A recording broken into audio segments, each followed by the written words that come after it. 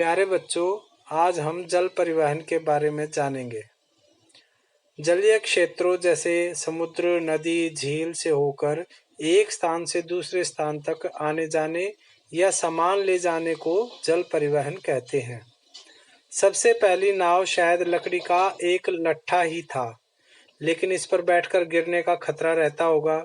तब कई लट्ठों को जोड़कर बेड़ा बनाया। बाद में कुल्हाड़ी से बीच में से खोखला करना सीखा, जिसने नाव का रूप ले लिया।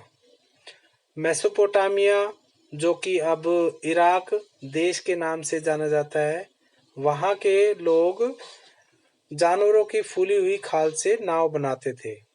मिस्र के निवासी आज भी नील नदी में सरकंडों या घास के गट्ठों को बांधकर बेड़ा बनाकर नाव की तरह प्रयोग करते हैं। नाव में पाल का इस्तेमाल मिस्र वासियों ने पहली बार किया था। पाल हवा के दबाव से नाव को आगे बढ़ाती है। नाव पर लकड़ी के खड़े ढांचे पर लगे मोटे कपड़े, तिरपाल जैसे के पर्दे को पाल कहते हैं। शीघ्र ही नाव का आकार बड़ा होने लगा और इनकी गति भी तेज हो गई। अब बड़ी नाव को जहाज कहा जाने लगा। इनका युद्ध में भी प्रयोग होने लगा। युद्ध के जहाज और युद्धपोत को चलाने के लिए बहुत से लोग मिलकर चप्पू चलाते थे। दुश्मन के जहाजों में छेद करके नष्ट करने के लिए इन युद्धपोतों में आगे की तरफ एक नोक लगी होती थी, जिसे रैम कहते थे। यह दुश्मन के जहाजों में छेद करने के लिए प्रयोग की जाती थी। बहुत समय पहले से ही व्यापार के लिए जहाजों का उपयोग किया जा रहा है। लगभग 1200 वर्ष पहले केरल राज्य में पहली बार अरब के व्यापारी ढौ नामक जहाज से आए थे। बरसात के दिनों में मानसून हवाओं की मदद से वे भारत पहुंच जाते थे।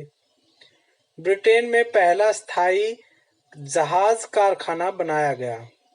जहाज निर्माण की किताबें लिखी गई। युद्धपोत में तोप लगाई जाने लगी। संसार में यूरोप के देशों के जहाज सबसे अच्छे थे। उन्होंने व्यापार एवं युद्ध के द्वारा संसार के कई देशों में अपना राज्य जमाया।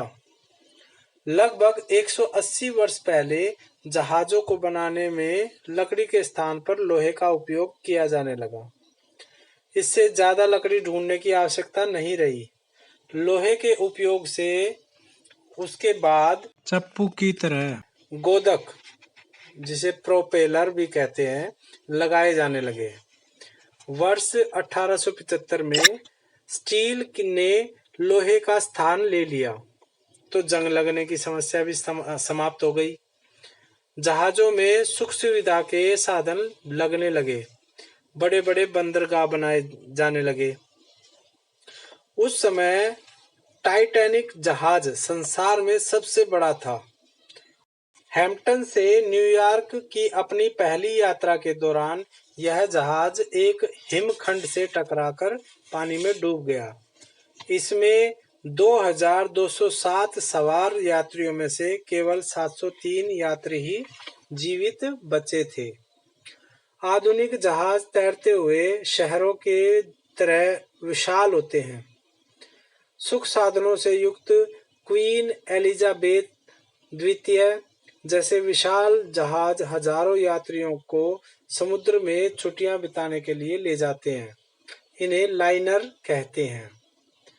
शत्रु पर हमला करने वाले जेट विमान, विमान वाहक जहाजों से उड़ान भरते हैं। एक विमान वाहक जहाज एक बार में 50 से भी अधिक विमान ले जा सकता है। कुछ जहाज दूसरे देशों से तेल की ढुलाई भी करते हैं। इन्हें टैंकर कहते हैं।